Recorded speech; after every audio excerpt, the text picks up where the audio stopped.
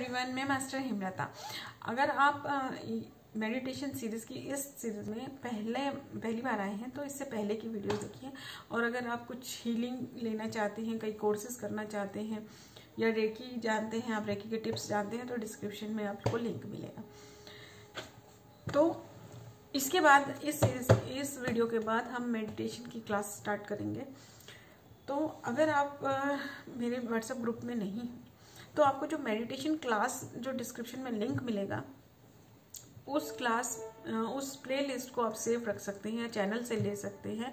तो उसमें मैं वीडियोस को ऐड करूँगी, क्योंकि कुछ वीडियोस मेरे पहले की बनी हुई हैं, कुछ मैं अभी भी बनाऊंगी, तो वो सब इसमें मैं पार्ट वाइज डालती चली जाऊंगी। तो आपको उसको फिर खोजना नहीं पड़ेगा, क्योंकि बहुत सारे लोगों को ऐसा बोल रहे थे कि पहले कौन सी करें फिर कौन सी करें, और थोड़ा सा मेडिटेशन के बारे में क्लैरिटी नहीं थी। तो इस वजह से मैंने ये वीडियोस बनाई। और आगे भी जो मेडिटेशन की वीडियोस हैं वो तो मैं डालूंगी। ये रेकी सिंबल मेडिटेशन भी है मेरे चैनल पे, अगर आप रेकी करते हैं तो इन वीडियोस को मैं आगे डालूंगी। और मेरे अभी पेंडुलम क्लास भी मैंने स्टार्ट की है 1 जनवरी से, वो भी चैनल पे आपको मिलेगी। तो आज की वीडियो में हम देखते हैं मेडिटेशन करने से पहले के कुछ क्वेश्चंस, जो कईयों के क्वेश्चंस मेरे पास आए, क्योंकि मेरे दो साल से मेरा ये चैनल चल रहा है। तो देखिए, सबसे पहले एक समय वो मैं पहले एक वीडियो में क्लियर कर चुकी हूँ। दूसरा, स्थान कैसा होना चाहिए, कि कई लोग कहते हैं कि जैसे बेड पे बैठ के नहीं करना है, कई लोग कहते हैं कि ज़मीन पे बैठ के नहीं करना, चेयर पे बैठ के नहीं करना। तो ऐसा कुछ भी नहीं है। आपको जहाँ पर कंफर्टेबल, सबसे पहली चीज़ मेडिटेशन के लिए होती है कंफर्टेबिलिटी, कि अगर आप कंफर्टेबल नहीं हैं तो आपको डिस्टर्बेंस रहेगा, अंदर से आपका ध्यान नहीं लगेगा। मेन चीज़ है आप रिलैक्स होने चाहिए। तीसरी चीज़ आती है पोजीशन की। पोजीशन कैसी होनी चाहिए मेडिटेशन के लिए? एकदम स्ट्रेट होनी चाहिए। ये कैसी होनी चाहिए? तो वैसे तो हम जब मेडिटेशन करते हैं तो हमें स्ट्रेट बैठना चाहिए, लेकिन अगर आप अभी स्टार्ट करते हैं तो कम से कम 40 डेज आप पोजीशन और इन सब चीज़ों पे बिल्कुल ध्यान नहीं दीजिए। आप गाइडेड मेडिटेशन अगर कर रहे हैं तो सिर्फ अपने उस चीज़ को विजुअलाइज करने पे ध्यान दीजिए, भले आपको कैसा भी करना पड़ रहा है। और पोजीशन में एक चीज़ और है कि जैसे मान लीजिए आप आधे घंटे की मेडिटेशन कर रहे हैं, ठीक है, तो उस आधे घंटे में आप 10 मिनट बैठ के आपके पैर सो गया या फिर आपका जाम हो गया, तो उसको आप अपना ध्यान नहीं टूटे और अपने पैर को सीधा भी कर सकते हैं, ठीक है। तो ऐसा नहीं है कि जिस पोजीशन में आप बैठे हैं उसी में बैठे रहना। कोई रूल को फॉलो मत कीजिए, क्योंकि जितने रूल आप बनाएंगे उतना आप मेडिटेशन को करने को हार्ड बनाते चले जाएंगे और उतना उससे दूर होते जाएंगे, उतनी जल्दी उस चीज़ को छोड़ देंगे, ठीक है। तो पहले आप इस चीज़ को अपनी रूटीन में लाइए, अपनी जो जिद में ले आइए, एक लत में ले आइए कि हाँ हमको मेडिटेशन तो करना ही है, चाहे कुछ भी हो जाए। उसके बाद आप रूल फॉलो करने लगेंगे तो वो रूल भी आपको मुश्किल नहीं लगेंगे। तो सबसे पहले तो ये है कि अपनी हैबिट बनानी है, अपनी जो लगन लगानी है। और वो लगन कैसे, यहाँ मैं एक चीज़ बताऊँ आपको कि मैंने जब मेडिटेशन स्टार्ट किया था उससे पहले मुझे मालूम नहीं था मेडिटेशन क्या होता है। बहुत मुश्किल से मुझे पता चला था। मुश्किल से इन द सेंस कि जब मैंने फ़ोन में ढूंढना चालू हुआ कि मुझे रिलैक्स होना है कि कैसे हों, तो एक आधा गाइडेड मेडिटेशन मैंने किया। मुझे ये भी नहीं मालूम था कि उसे गाइडेड मेडिटेशन कहते हैं। फिर मैंने कोई और मेडिटेशन किया, फिर मैं उस मेडिटेशन को ढूंढती रही, मुझे मिल ही नहीं, मुझे समझ ही नहीं आया। फिर धीरे धीरे समझ में आने लगा कि गाइडेड मेडिटेशन उसको कहते हैं। फिर ढूंढने लगी तो बहुत सारी चीज़ें मिली। तो मेन चीज़ क्या थी मैं वही भूल गई। तो बात ये है कि हमें हाँ, ये मैं बता रही थी कि फिर मैंने ना एक मेडिटेशन किया था। वो जब मैंने मेडिटेशन किया था 1 घंटे का मेडिटेशन था वो। तो उसके बीच में ना मुझे कैसी फीलिंग आई थी मेडिटेशन करते हुए, कि जैसे ये बैठे हैं हम और मैं बैठी हूँ और मेरे अंदर से कुछ ऊपर ऊपर ऊपर जाता जा रहा है। और वो अनुभव ऐसा था कि मुझे इतना अच्छा लगा, वो अनुभव की बता नहीं सकती मैं।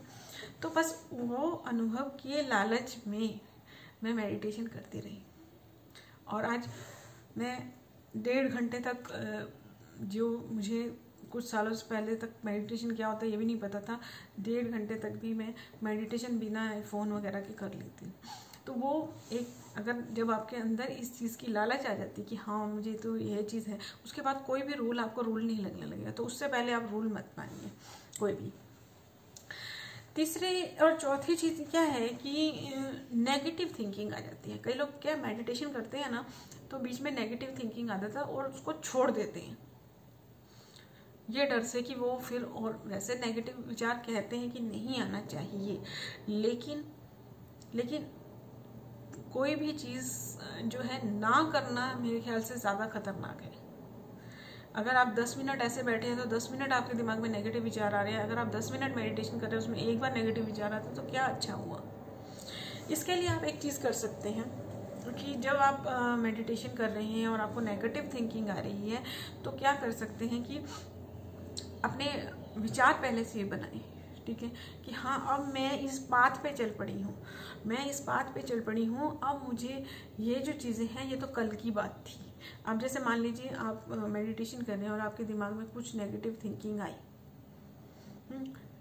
तो आप अवेयर तो हो जाते हैं ना कि हाँ मैं मेडिटेशन कर रहे थे, नेगेटिव थिंकिंग आ गई, तो आप उसको क्या करेंगे, हाँ ये तो कल की बात थी, चलो हटो, आगे से हटा देते हैं, वैसे हटा के फिर कॉन्सेंट्रेट करें, फिर आए फिर हटा।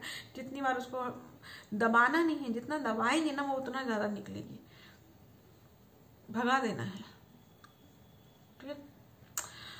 अब क्या देखो क्या होता है ना कि जब हम किसी को घर में आने के लिए मना करते हैं, वो उतनी कोशिश करता है घर में आने की बार, लेकिन उसको आए, उसको भाव नहीं दो तो वो फिर नहीं आता दोबारा। तो इसको आने दो, भाव मत दो, वो अपने आप चला जाएगा।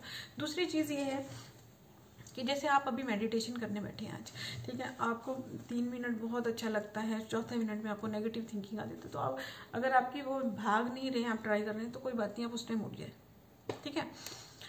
फिर ऐसा नहीं है कि उससे डर के कल नहीं करें, कल करिए, तो देखिएगा आप धीरे धीरे 3 मिनट के बाद, 4 मिनट के बाद आपको विचार आने लगेंगे, तो 1 मिनट बढ़ा ना, है ना। तो इसलिए इस चीज़ को आपको रेगुलर करना है बस, और गाइडेड करते टाइम हमें नेगेटिविटी कम आती है, ठीक है।